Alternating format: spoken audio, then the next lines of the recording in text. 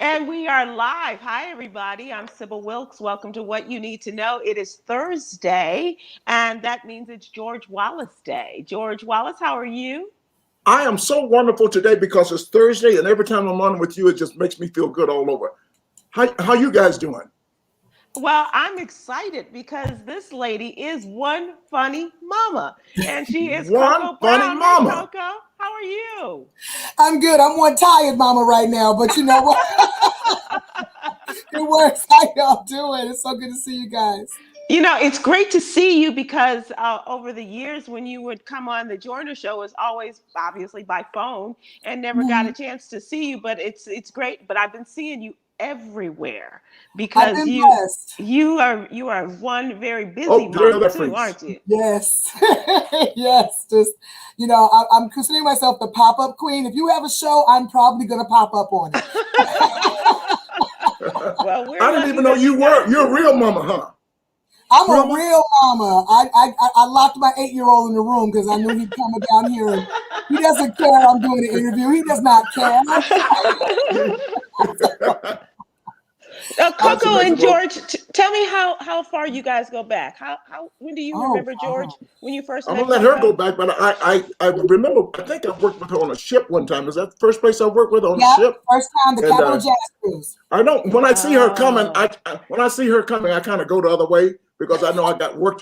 If we're on the same show, I know I got work to do. Okay. Say Simple. Such an honor coming from you. So I had a big show in Washington, D.C. at a brand new club, some jazz club, and it was awesome. Yes, and she was on the show and just come out and just stole the show. You know me, I don't care who gets a laugh. I'm the one taking the check home. But she stole the show. And she's wonderful. And I just love her. Everything I've seen her in, all of the Tyler Perry stuff. I've seen her The Neighborhood. The Neighborhood was supposed to have been my show. That show was big for me. Yeah. No way. Are you serious? They wanted to go with a name and they went with Cedric. Yeah, I'm serious. Don't you see all those name, man? Well, they wanted another name. Excuse me. And you and Kim were on the was that you and Kim that did the bit on we did The Neighborhood. You and Kim Whitley. Yeah, we just did an episode about a month ago. They brought us back because we got such great reviews with our two characters. So they brought us back for another episode. And that episode was, I don't even know how we got through it because you had 7 comedians on one episode. It was just, my goodness. It was bad. That had to be crazy for the director and that crew. Oh my God. The ad-libs alone were just crazy. For real. We had a blast. They have a funny lady like her on the show, and she had a great smile, and then she's just flat out funny. So that's nothing but we can just let her talk, and she'll be funny. And it's the pride of, I believe it's Newport News, Virginia. Yes, ma'am. You are Miss Newport News. Yeah. They even gave me a key to the city a few years ago. I felt all special. Let me tell you something. They gave me the key to the city of Las Vegas. What can you open with that damn key? Not a damn thing. Key don't do shit. I ain't saying you lying. I'm just saying. But it's nice to go back to your hometown and have them, say, "Oh, absolutely." It was the mayor and all the council members, and it was pretty awesome, because I still consider myself just a little girl from Newport News, Virginia, that never thought in a million years I'd be doing what I'm doing. Because I grew up so traditionally Southern. I was a debutante. I was in cotillions. Wow. You were a hoity-toity girl. Yes, honey. I was part of that black bourgeoisie, honey. Yes. Were you a Jack and Jill? That was my peoples. I had to be presented to society. Are you a Jack and Jill also? No, it's funny. My mother had plenty of friends. They wanted us to be part of Jack and Jill, and my mother had an issue. She was like, they too bougie. I'm looking at my mom like, really? No, they really are bougie. Who made me be in not one but 2 cotillions? Oh my. Oh, that's funny. So, but your parents must have been so proud, like when you come home and they do an event like that and give you the key to the city and things like that. Your family's got to be very proud. They have been so super supportive. They gave me my first. I remember when I decided after I had gotten my degree, because like I said, I was so Southern traditional. I was supposed to, go to college, meet a nice boy, graduate, get married, have babies, and come home after church, come to dinner after church every Sunday. Like that was my life. And my mother reminds me of that constantly, that her grandchild is too far away. But my parents have been so super supportive. When I told them that I was going to be a stand-up comedian, at first they were like, well, who told you were funny? Exactly, right? And I was like, my friends, And, when I decided to move to LA, my parents threw me this huge going away party. They gave me this nice size check and was like, baby, go after your dreams. They've been so supportive. My parents, when they were in better health, they would come to all my shows. They would travel. They would come to Maryland or North Carolina, and my dad to this day, it's so funny. My father, I love that man. I'm daddy's girl. Yeah. And we go out to like Walmart, it'll be a random person next to the meat, and he'll be like, you know who this is? You know who this is? I'm like, Daddy. Dad. And my mom's like, hush up. She don't want everybody to know who she is. But it's so cute because he's so proud. And that is so wonderful. That I make him that proud, that he gets to gloat, a little bit. Yeah, that's really special. Now, do you have brothers and sisters? I do. I have a younger brother, Kenny. He's 5 years younger than me. He lives in Maryland. He's an incredible husband and father. I'm so proud of him. He has 2 amazing daughters. My nieces are both track stars. Like they nice. Like they are amazing. And he started his own program for their track, and he's just amazing. I mean, my brother, he's like, I tell him all the time, he needs to write a book because Black men could learn a lot from my brother. Oh, wow. That's high praise indeed, because you're writing a book, aren't you? I am. I'm actually on chapter 10 of 12, so we're wrapping it up, which has been an amazing journey because it started off more as a memoir, but then it became like a purge of just rehashing and letting go and letting a lot of things out. But it's been very healing and therapeutic. That it goes from my childhood to how I got in the business to where I am now to the marriage, the divorce, being a single mom. But it also, as I'm going through reading the transcripts of what we've written so far, I'm like, yo, I kind of feel a little Antoine Fisher. I'm still here. I'm still standing. You couldn't break me. Okay. Finding Coco, huh? Yes, exactly. And it's so Coco, what's up? Are you working now? Are you back at work again? I am working like a mofo. I'm literally headed to Greensboro tomorrow to do the Greensboro Comedy Zone. And then I come home for a day and then fly to LA to shoot another episode of 911. So you're back in the clubs, because I think you were just here in Dallas Fort Worth at the Arlington Improv. Right? And they were full capacity, so that was a big change from most of the clubs that are open. Really? 3/4. Texas is full capacity now. Yeah. How did you feel in a club that was full? How did you feel? Because I'm not there yet. Honestly, okay, on a selfish note, but not really a selfish note, I'm a single mama, ain't getting no child support. So, so I had to bathe myself in hand sanitizer and say a prayer and go on them stage and sling them jokes, okay? But I've been really blessed because I've been doing clubs since June when nobody was like really out. Clubs that were operating at like half capacity. And I took my precautions. I wore a mask. I required masks. A lot of the clubs that I have worked have gone above and beyond to protect the artists and the people, the patrons. I've just been really blessed, and people have been really respectful of like, if you want, one of these t-shirts, I'm gonna throw it at you. Okay. Cash at me and let me throw this at you. Okay.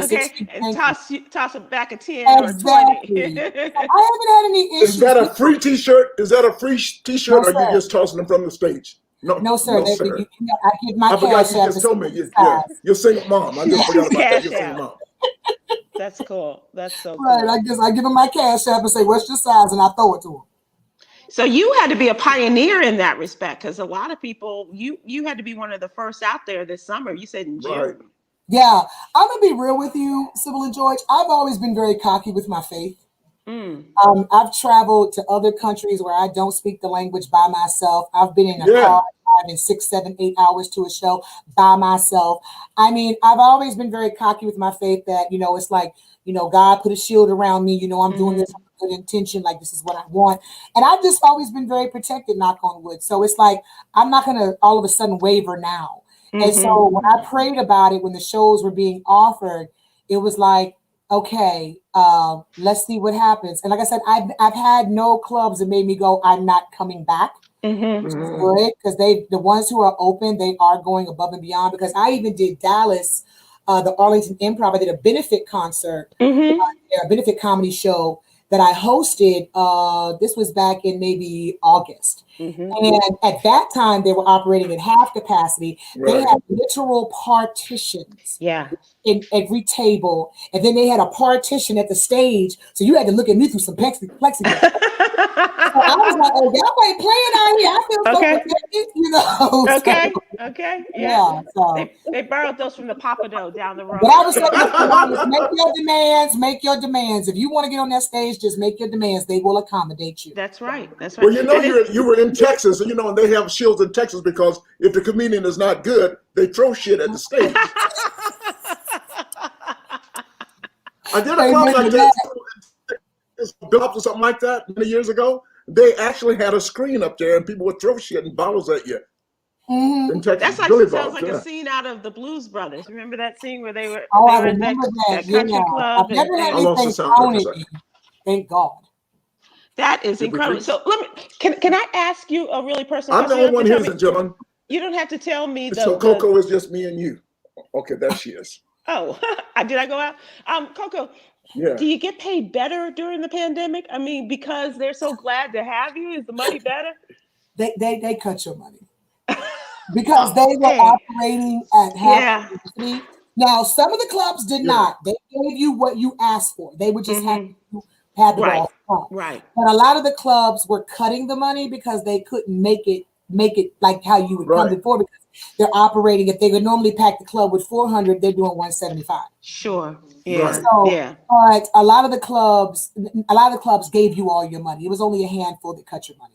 Yeah. Well, and that's understandable. I mean, you guys it's got to be some give and take, I guess, exactly. as we are working our way through all of this. We're going to talk more about your book, and you got like 3 TV shows coming up, and you're out on the road and everything. And so we're going to talk about that. But we're going to talk also now about some news and things that are going on in the world. And we have our trending video. As you know, and Coco, I suspect this has hit you as the mother of a young Black man, as we have had this last week, especially talking about Dante Wright.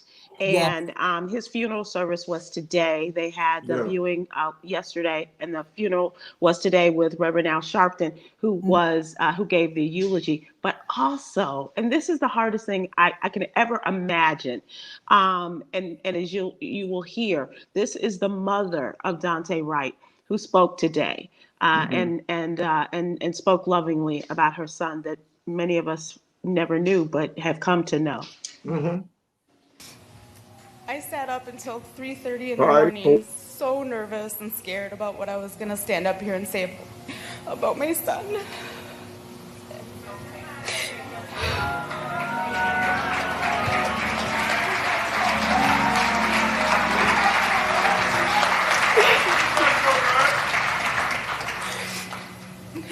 I never imagined that I'd be standing here. The roles should completely be reversed. My son should be burying me.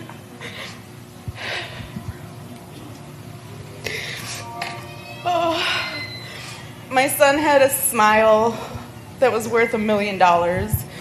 When he walked in the room, he lit up the room. He was a brother, a jokester. He was loved by so many. He's going to be so missed. Take your time, Katie.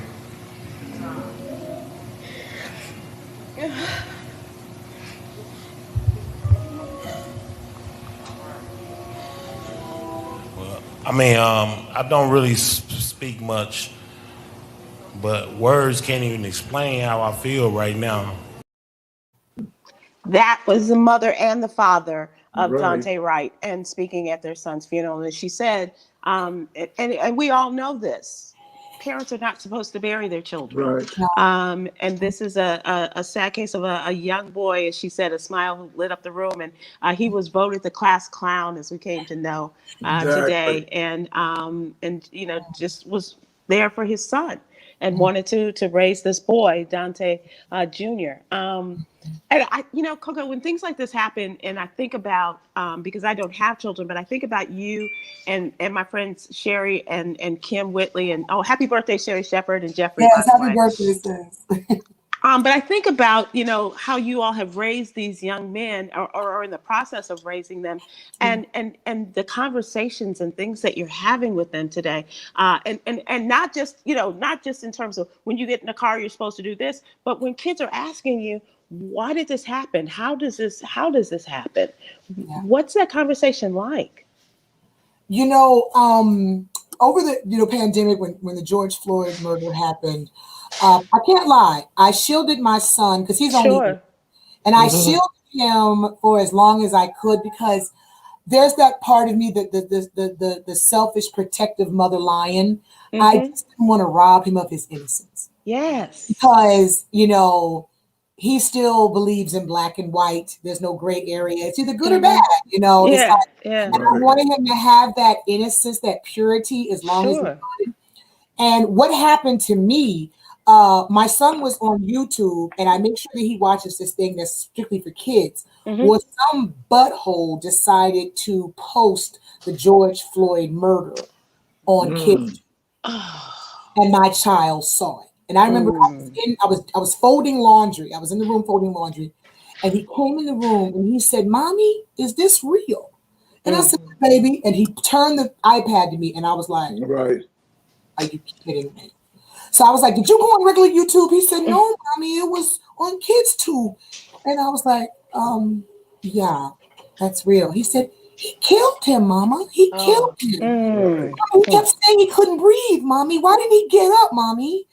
And I'm just like, I was not in this conversation. Right. Of course. And it's funny that I ended up having this conversation with him, because I tried to explain things on his level. When he's had friends who've moved away, or a coach that he didn't have anymore, or even his old nanny who had to move away to go take care of his grandmother, I had to explain to him on his level a reason, a season, and a lifetime. I try to explain things on his level that he understands what's going on. Sure. So I did my very best to explain to him that, not all policemen are bad. And what this one did was very bad. And that nothing you do should require a policeman to sit on your neck. And he said, "But Mom, why?" Because of course, they didn't show when he was in the car freaking out, saying he was claustrophobic. We just saw this man on the ground being broken. Right. So I'm explaining to him, they're just bad people, and sometimes they wear uniforms. Sometimes they're in positions of authority, but they're bad people no matter where you go. And he said, well, what if I'm driving and a policeman, stops me? What do I do? Wow. So now I'm having a conversation that I'm thinking I'm not going to have till he's 14, 15 years old. Right. When he's wanting that motor permit. And now I'm having it at 8. So, I was so grateful that CNN did that Sesame Street program on racism. I wrote Don Lemon because I know Don, and I wrote him, and I said, "Okay, I don't know who he talked to, but I know you. Thank you." So much, because I literally sat there. It was so funny. His little best friend down the street, who's biracial, is being raised by his white Italian grandparents, but he's half black. So it's funny. They always want him to come over here. And finally, I asked her, "Girl, why are you always over here?" She said, "Well, I just need to understand his black side." I said, "Oh, so we have people about black people everywhere." Okay. But it's all good. I get it, because they're trying to make sure he understands there's another side of him. Sure. He's not all white, he's half black. So I literally sat on the couch with them on each side of me, this program, and we had this great dialogue. His friend had way more questions than my son. I gotta understand, he's in a different culture household. That's right. And so it's after he kind of understood that it's just bad people, like it got to a point. Now, I will tell you this: when we would go out and we'd see a policeman, he'd ask me, "Mommy, is he good or bad?" Oh, yeah. And you said, and it's like I would just be like, "I don't know, but let's not find out." Let's stop at the stop sign completely. Okay. Let's And put no our rolling. blinker on. That's right. Yes. All of that. We have a sheriff that lives in our neighborhoods who walks around the neighborhood.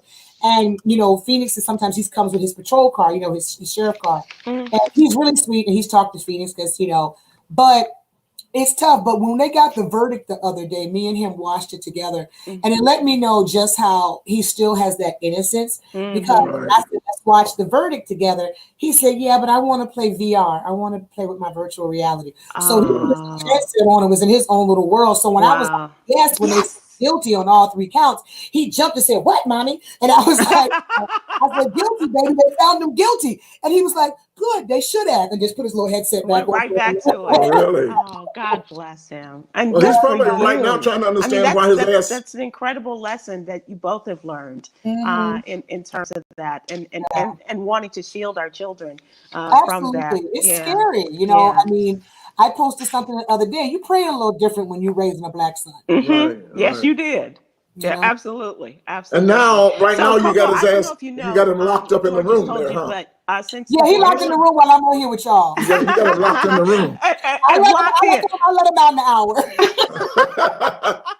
Maybe at the very end we can just get a good look at him, because I want to see his bedroom at some point. Because I remember when you had the mural done for him, the little king and all of that. If I was on my phone, I'd take you up there, but I'm on my desktop. That's okay. I'll get to see it another time. But I thought that was just so fabulous. Your little king.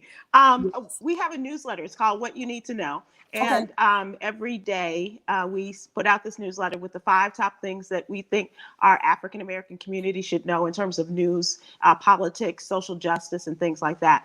So if you would be amenable to going to SybilWilkes.com and signing up and subscribing, it's absolutely free.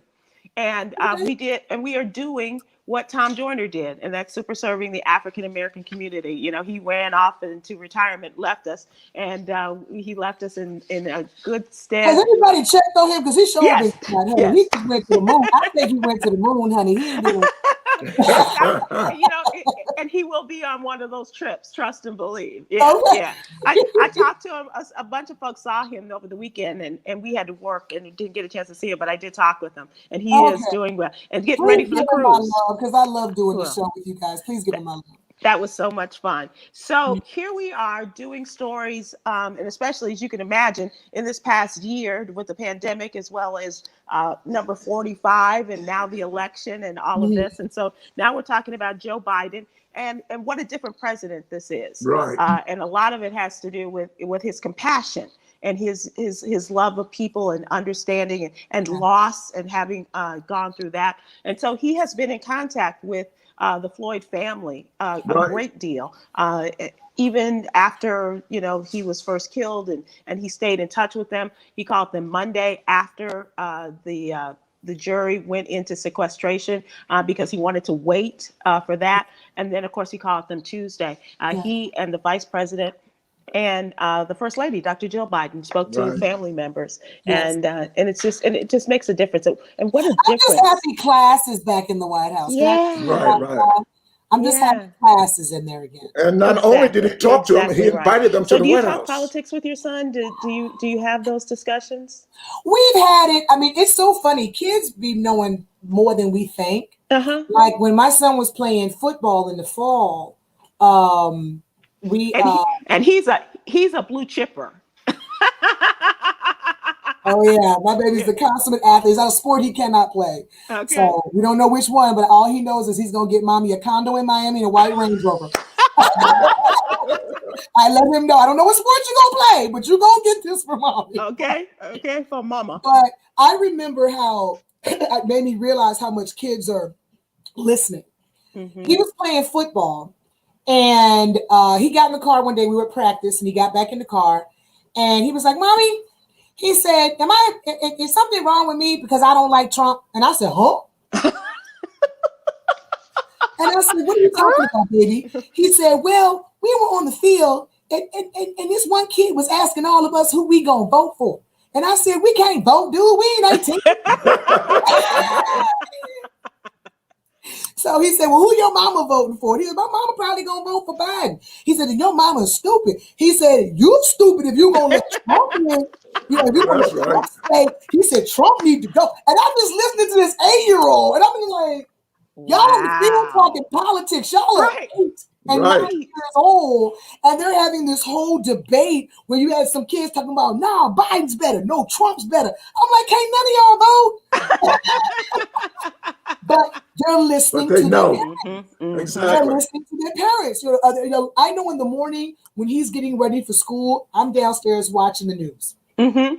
And so a lot of times when he comes down to get his breakfast, the news is still on. He likes to watch the news with me too. So even though he may not comment, I know he's taking this in because there's some random moment he'll talk about something that happened on the news. Wow. But it was so funny that I was like, wow, these kids are. And then my child asked me, Mommy, can you got a Biden sticker I can wear to school? I'm like, oh, what? Because he said some kid wore a Make America Great Again hat. Okay. And the kids were like, dude, that's like, what are you doing? And he said, I'm going to get me a Biden hat. I'm going to get me a Biden sticker. And I'm like, no, we ain't going to do this. It's funny, I don't really talk politics. He talks politics with me. Which is wow, that is awesome. George, do you have conversations? Because I always thought, George, that you would have been a great host of like Kids Say the Darndest Things kind of show. Because your conversations, and I would love to hear, you have those kinds of conversations with kids. George, you can't hear. I was frozen. Oh, I can't hear you guys. I don't think you guys can hear me. We can hear you. Can you hear me? You can. Coco can hear me, but I don't think Sybil can. Because I can't. Shake your head. Oh, you can? I can't. I cannot hear him. Oh no. Oh, but that's okay. That's all right, George. Oh, he's frozen again. Oh yeah. See, it's that travel thing. Oh, he's on the road. Oh, so Coco, one of the other things that came out of this was a discussion because the president also had a conversation with Walter Mondale before he passed away. Yeah. And a lot of people like, who is Walter Mondale?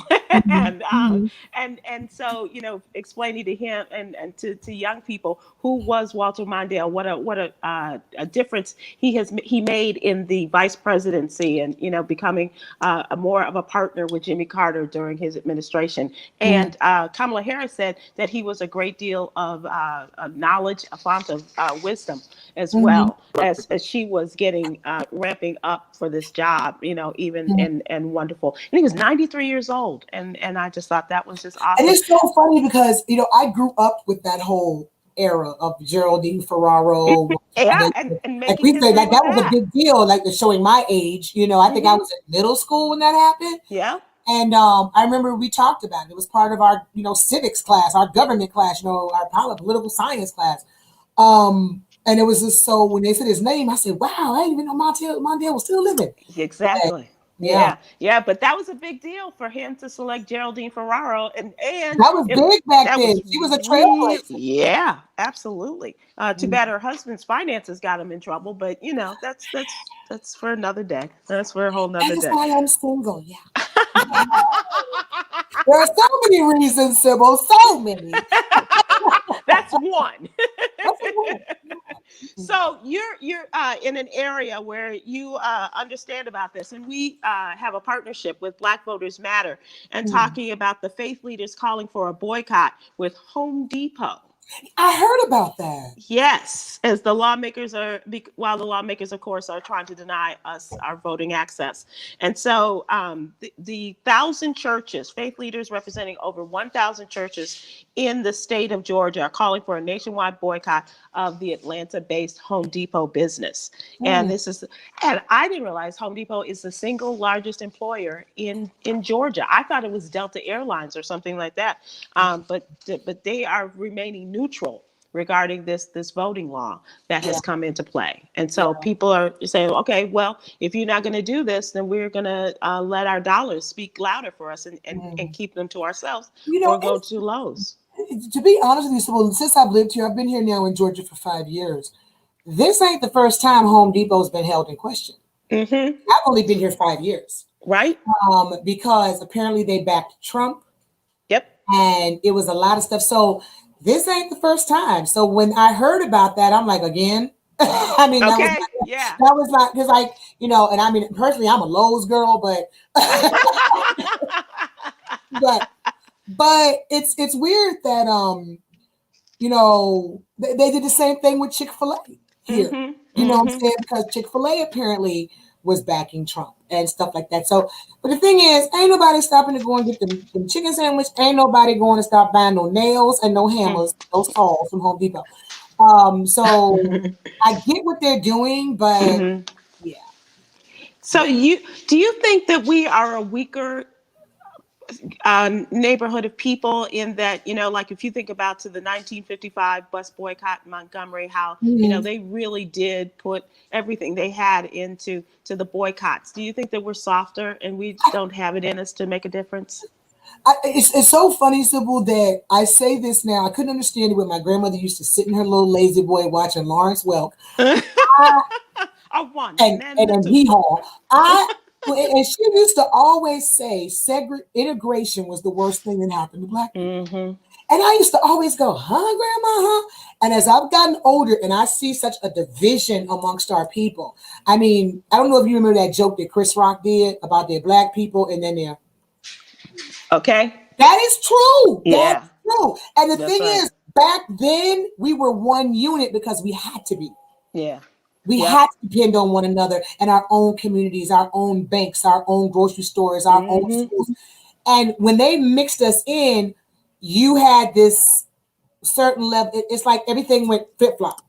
Yeah. Where you had, you know, your Black people who thought they were, you know, high on the hog and close to the white, so therefore they was right. Then you had ones who couldn't get out the struggle and it was good times all day long.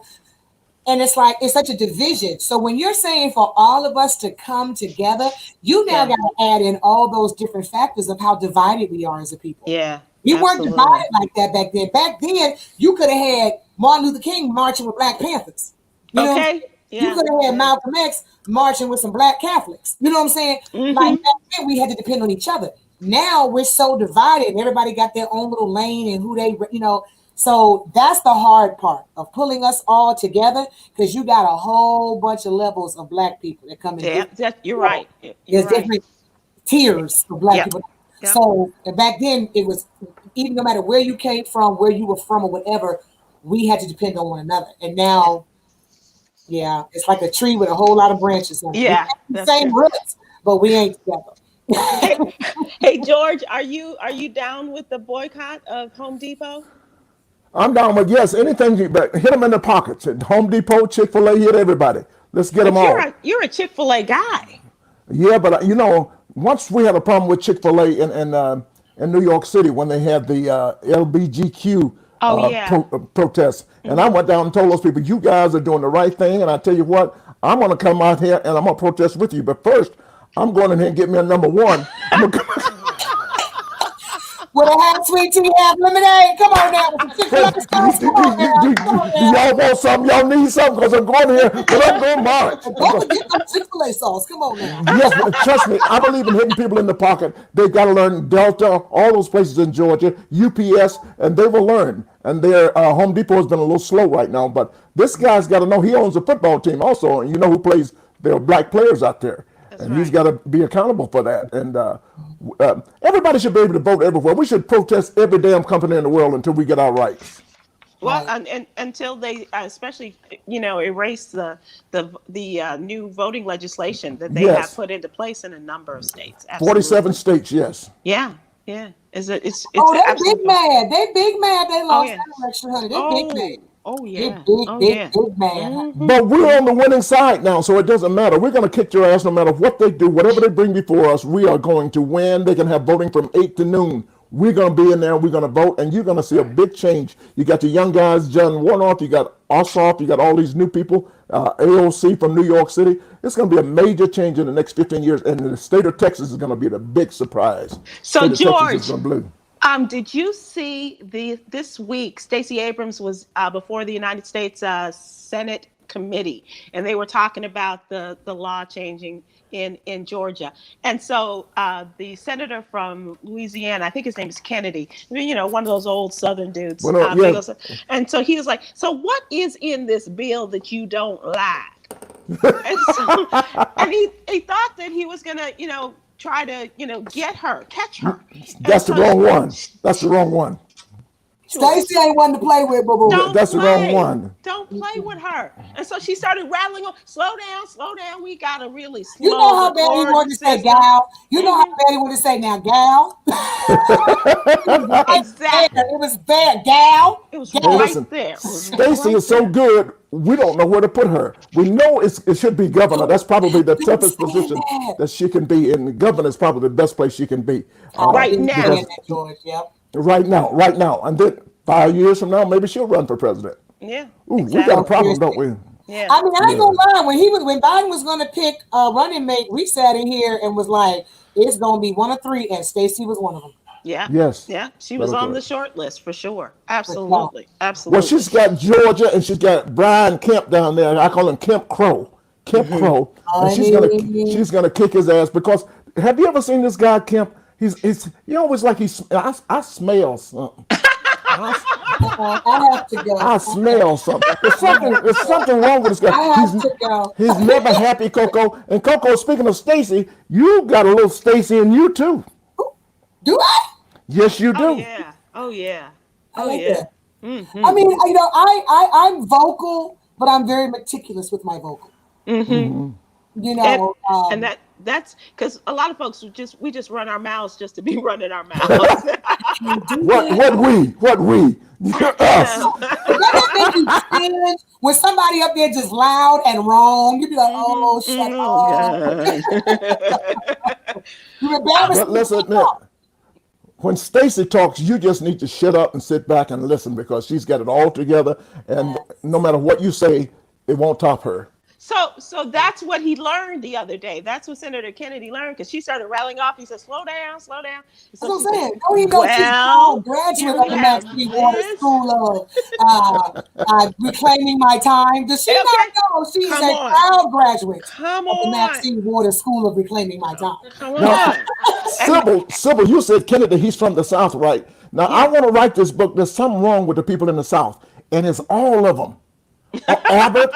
Abbott, all of those Republican governors, there's something wrong with them down there. The Alabama old lady, it's Georgia. Yeah, it's something wrong with all of those people in the South. The guy in Florida, what's his name? DeSantis, you got it. Yeah. You got it. Yep. So you watch in 10 years from now, it's going to be a new world, a whole new world. Mm-hmm. Are you concerned about the virus? Have you gotten the shot, Coco? Yeah, I've been vaccinated. Okay, so everybody in your family, or are you all having discussions about this? My parents, they were high risk. They got vaccinated. They were like part of the first round. And then I got my second shot just this past Tuesday. Okay. And did you have any after effects? Did you have any? Just lethargic and tired. Mm-hmm. But I don't know if that's because of my crazy ass schedule or or the shot. But I was extremely tired. Mm-hmm. The first day I was like, when I got it Tuesday, I was good. Tuesday night, I was like, And then yesterday, I was like, I just want to sleep, And then today, it's been at half and half of like, I might need a Red Bull, I might not. I don't know. Sybil, if you had not had an injection yet, would you still consider Johnson & Johnson? No. I would. Why? I would. It's only 6 people out of 7 million people. What a great sample that is. I know a lot of people who got the Johnson & Johnson one, and they're fine. They had no effects. But I figure, I if I have a choice, I'm going to go for the one created by the sister. I'm going to go with Dr. Kizzy's Moderna. And I got Moderna. Yeah. So. And she's traveling. I'm concerned about traveling, and I'm scared. And she went on vacation with some friends because she was vaccinated twice, and she went out with her friends. So I'm still afraid, but I'm going to consider if she made it. Why can't I go out also, right? Oh, absolutely. I mean, my parents had the Moderna, and my mother is 75. My father is 79. God bless them. And God bless you. Outside, my dad had a little bit of nausea, and my mom had body aches and a slight fever, but other than that, they fine. Oh, that's so great. That is so great. And And they're that's both high risk. okay. So, and that is a lot. There's a lot of discussion about that, especially amongst family members. But now we're seeing that, what was it, 200 million shots as of yesterday in 215, the yes, in the United amazing. States. Yeah. So that's really cool. So Biden is meeting his goal, yes. Yeah, and then some. Absolutely. Dollar General is coming to the suburbs. Just thought you all would like to know that. Those of you that live in the suburbs. We already got one here in the field. Okay. Well, Okay. maybe that's in like metropolitan areas, but here in Georgia, you got all three. Dollar What do you mean? Family Dollar, and I Dollar thought Dollar General was everywhere. Yeah, Dollar General, Dollar Tree, Dollar Store, Dollar Car Wash, Dollar Rent a Car. I thought all the dollars were there already. They want some of that suburban money, so they are moving on. It is time for our question of the day, and this is Coco's like, what the hell's going on? No. I'm multitasking because I'm going to do a show tomorrow, so I've got my girlfriend. I got my girlfriend so working, honey, working. Ain't nothing like a friend like that. Girlfriends I like love that. my girl. Absolutely. So this is your TV shows. And the question of the day is, never have I ever. Okay. George, Coco, and ladies and gentlemen, we would like to hear from you. Never have I ever. And I can go first because mine is something that Tom and Jay You go first then, Sybil. Never have I ever had smoked weed. No, you haven't. No. Never have I ever smoked weed. Never have I ever. Don't want to. I'm with you on that one. I didn't say I didn't want to. I just. Is my silence an admission of guilt? Like when you're a kid and stuff, I was so scared of my mother that I was like, no, I can't. I just can't. Right. So now it's like, okay, maybe I'll have some gummies or something, but never have I ever. Coco, never have you ever what, Coco? You see, never have I ever been in a healthy relationship. Oh, wow. So it wasn't even healthy when you got started? Been in a healthy relationship. No, never have I ever been in a healthy relationship, even my marriage. Oh, that makes me sad. Oh. No, don't be sad. I'm in one. Well, I'm building one, but it's with my son. But Coco, you had a baby. Something good must have been going on somewhere, okay? I'm glad his sister. I got All what it I took was needed. one good time. I got what I wanted. No, like, when I look back on, writing this George, book, you have people made who me are realize that. never have I ever ate. Jackie Bryant, you are lying. You never ate chitlins. Really? Oh my God! How would you know? Really? She just that smell. She went nope, not Nope. Nope. What did the other person? Papachulo never voted Republican. All right. Okay, that's all Neither right. have I. Neither have I. Never. Never. Let me give you one of my never ever. Yes, I have please. never ever doubted my career from day one, starting out. I always knew what I wanted to do, and I'm doing what I wanted to do, and I'm doing it my way. I don't wait for anybody. I'm blessed. That's what I am. I'm blessed. I have never thought about whether I'm going to make it or not. It doesn't matter. I have made it, and it's just wonderful. And God is good, and I love to see other people making it, not only myself. I really. And George, that really is true about you. You're one of those that will reach back, and you take young comedians and folks under your wing and talk to them and spend time with them and put them on stage. Well, that's why Coco is here today. So, Yes.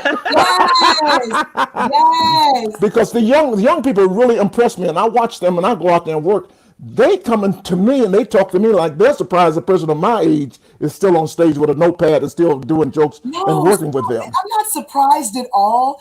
It just shows me that, don't you dare get lazy when you have someone like the great George Wallace sitting in a room with pieces of paper surrounded like he's Duck from the 5 Heartbeats.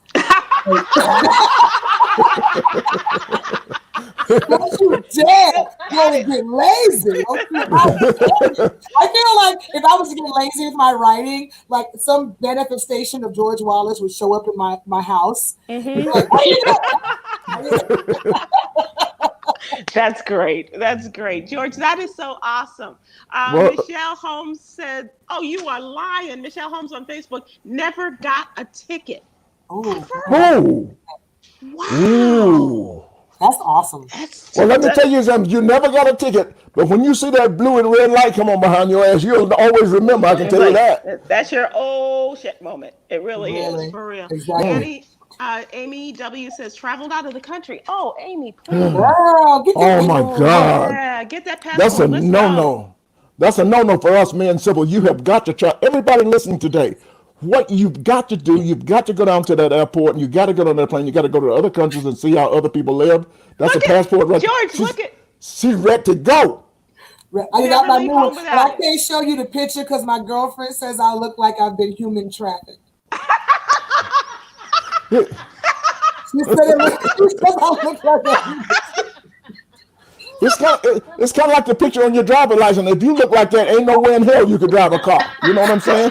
When my girlfriend saw the picture, she said, "Girl, why you look like you've been kidnapped?" Blink once if you're okay.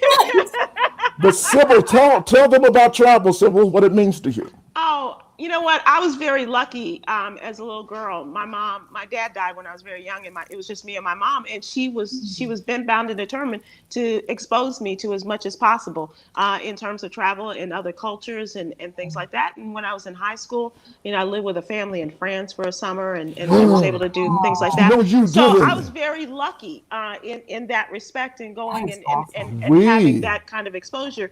But you have not traveled till you travel with George Wallace. I mean, just because he's like the Pied Piper, he's everybody's friend, and he travels first class, and it's just a really wonderful way to That's how it Yes. was the on world. the ship. We kept looking for everybody, and they were all surrounded around George. Yeah, yeah, that's right. Well, I love people. I like having fun, and I think everybody should travel. I wish if one thing, and I teach people, take off every day you get a chance and go somewhere. Companies don't care about you. Something happens to you, somebody be in your place the next day. Just like that, as we say down south. So make sure you get on a plane, go to, what would be the first place you'd like to go? To Hawaii, get out of the country. Mm-hmm. Yep. Yeah. Nobody got that one. Nobody got that one. Get out of the country, go to Hawaii. Hawaii is not in America. I don't give a damn what they say. If you fly 3,000 miles over water, you are not in America. Okay, Guam? Exactly. Yeah. So I forgot to tell y'all, I'm in Hawaii right now. I know, that's right. I love it. Yeah, I'm in Hawaii. I just love to lie. I love to make up shit. I'm in Hawaii. I'm on Kalakua Boulevard. That's where I'm at right now in the middle. But the lady that never traveled, do yourself a favor and do get out of the country. I'll take my son there this summer, George. Oh, my We're favorite, going to one of my Maui and favorite Sun places. Trip. We're going to Honolulu and Waikiki and all that. I got friends out there. And go to Maui too. That's one of my favorite islands. Maui. Yeah. Ooh, you go to Maui, it's the most beautiful place in the world, but it is dark. It gets so dark at night, I can't see me. It's scary. That's dark, isn't it? Wow. But it's beautiful. But I like to see, I don't even like an ocean view at my hotel. I like the city view. I like to see the holes and the prostitutes and the pimps working. I have to go. I like to see action. You like to see your own out there working. I like to see my peeps out there working. I know, that's right. Okay, so in our entertainment section, we are going to talk about the entertainment world of Cocoa Brown. And as I mentioned, she's out there. She's doing stand-up. She's back out on the road and has been for the last, this is 10, 12 months almost, huh? That you've been back out. You said June. Since June, I did my first show in June. Yeah. So we're looking at 9 months at least since you've been out there. So, but you are also traveling to do TV. I know that you are. You have 911 coming up. 911. Never Have I Ever, which is Netflix, right? Yes. Uh-huh. Okay. And what's the third one? BMF, Black Mafia Family. That's it. Oh. Yes. Yeah. My executive producer Yolanda loves all that Black Mafia, so she goes, I'm in.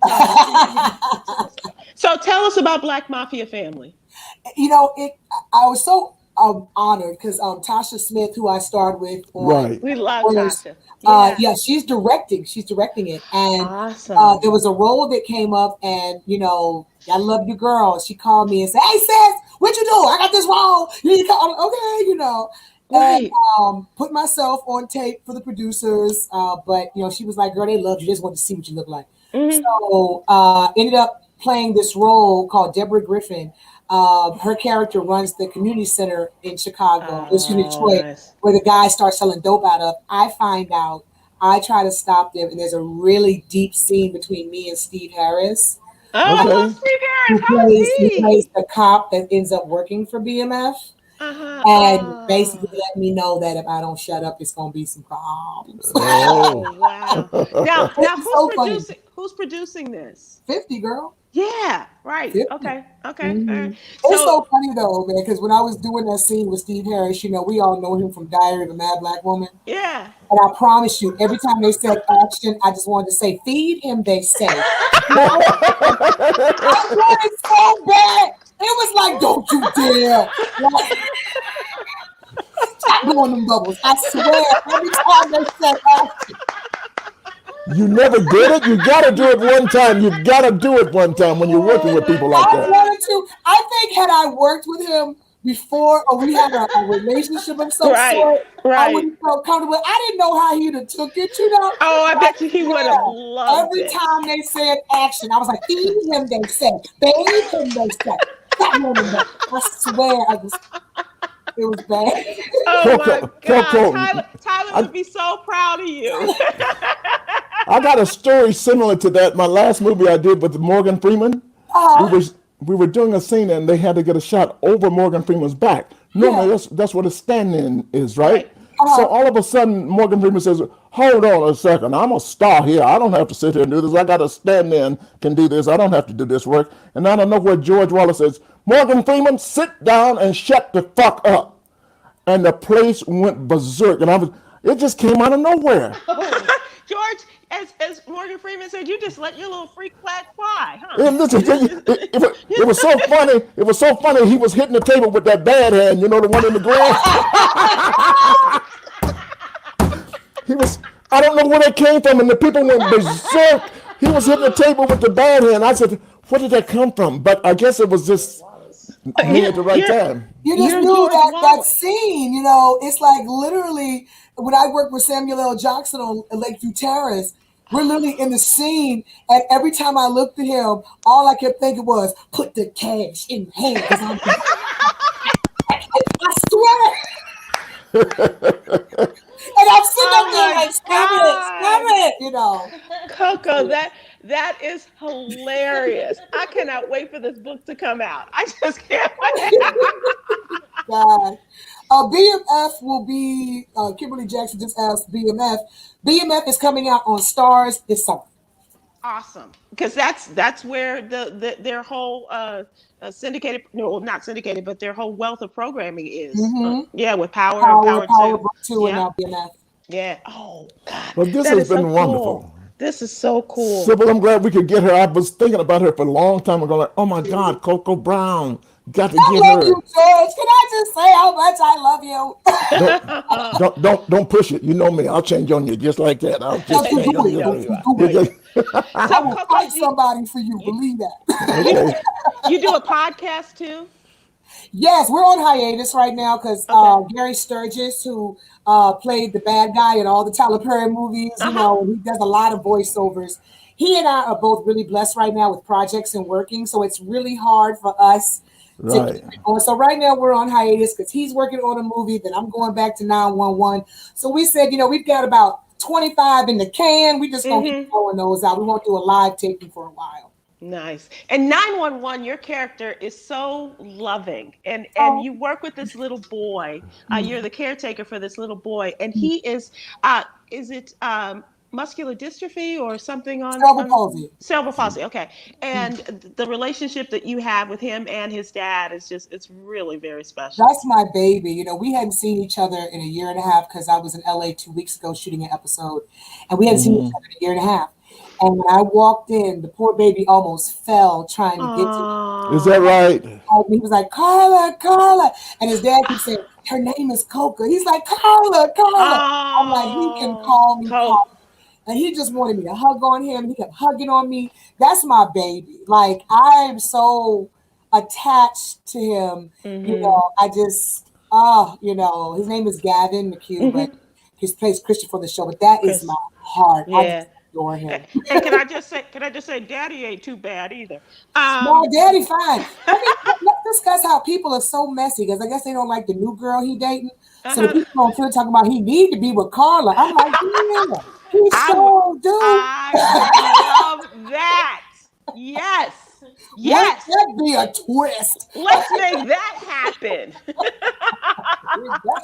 So there's so much going on. So don't forget 911. That's on Fox. Right. Never have I ever. Out of my favorite shows, 911. And yes, Coco, you are phenomenal. Thank you you so much, are. Sabrina. That's Thank Sabrina.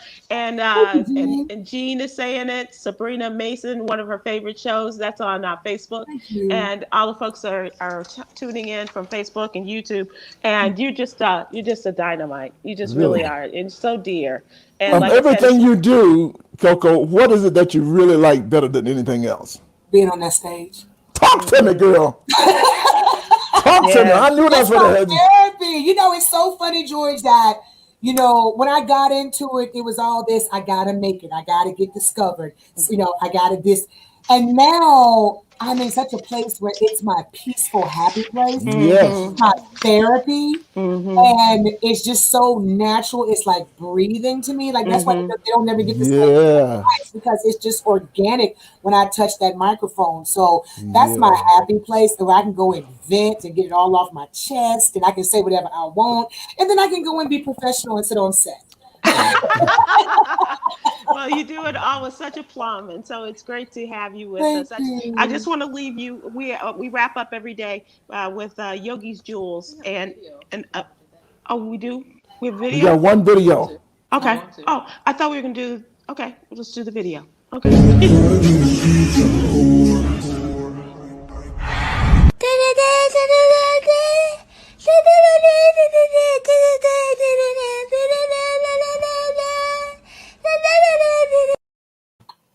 Whose video is that? You have the expectation of the type of dog you're going to get and the real dog, what comes home with you, right? And so that was a little example of, and then you got the one with the bucket on his head. So whose video was that? I'm like with my marriage, and like who I thought I was getting would be like Idris, and then who I really got. Yogi's Jewels. Wrap yourself in a coat of positivity, and you can weather any storm. Take that with you, and we will see you guys. Have a great weekend. And Coco, once again, thank you so much, and please come back. Please. It's been absolutely wonderful. Love you guys so much. Love you, George. God bless you. One. I love you. There's absolutely nothing you can do about it. Absolutely nothing. I can't wait to work with you again, sir. Bye, Sybil. Bye, Coco. He can tell you about their first dance, but he can't remember my name. I'm his daughter. Half of all black families are impacted by Alzheimer's, but we don't know why. At HSC, we are investing in a new research study to find solutions for your family. To join the research study, visit blackalzbrainstudy.com or call 817-735-2963.